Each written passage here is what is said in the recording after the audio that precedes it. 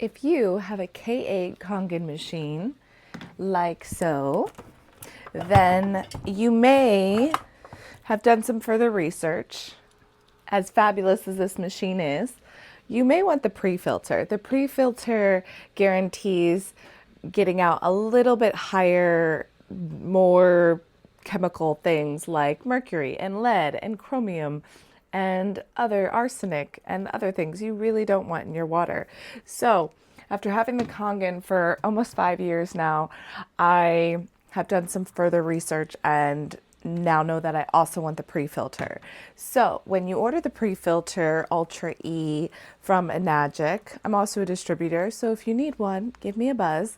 We've got an extra tube and a clamp.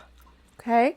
Now, when we look at this Ultra E filter, it says on one side you've got out and one side you've got in. Unperceivable to the naked eye, but when you look close, you can see it. So first, this is an electronic, so let's unplug it. Always wise to do that with our electronics because you never know what they're going to do. So I already unhooked my water supply that was in here on my inline diverter from here. So I unhooked that. Now, this one that is coming right out of the K8 machine is going to go into your outside on this one. So this is going to go right into there, plugged in, lickety split. And I actually haven't found out what side I want that clamp to go on. So maybe we'll explore that shortly.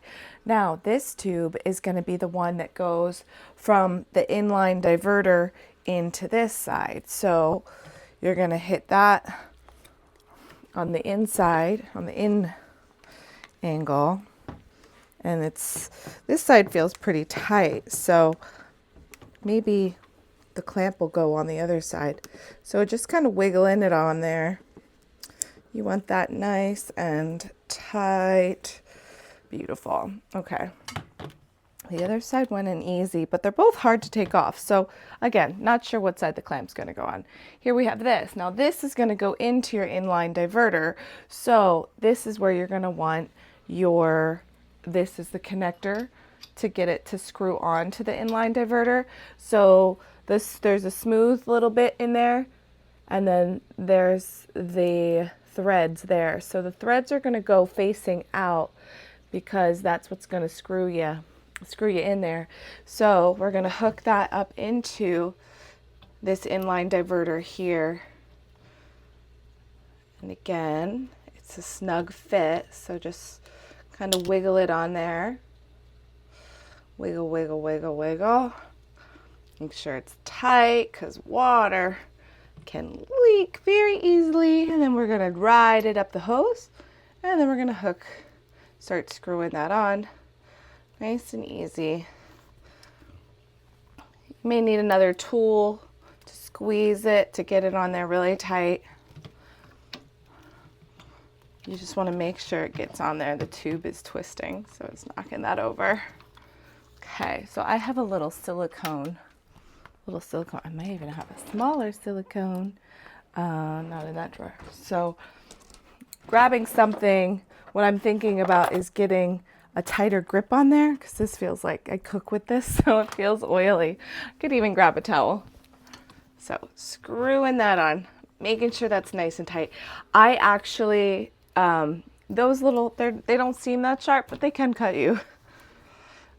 Okay, that feels pretty good. And of course, we'll find out once we turn the machine on. So that's that of that. And we're gonna put everything back in position here. Let's go up and over and around. I also feel like there's an opportunity to cut this cord, this tubing. I don't think it's necessary to have all that, especially if you're working in a small space like I am. Okay, and we're going to plug it in, and we're going to turn it on, the moment of truth, to see how it did. Okay. Takes a little bit longer to run through. I can hear it. I can hear it going. Turn it up a little more pressure. Okay. And it's going through. And like any new thing, you might want to just let it run for a little bit just to get through the tubing. You could probably even go to more of the 2.5 if you wanted to. But that's it. And I don't see anything leaking. So you did it.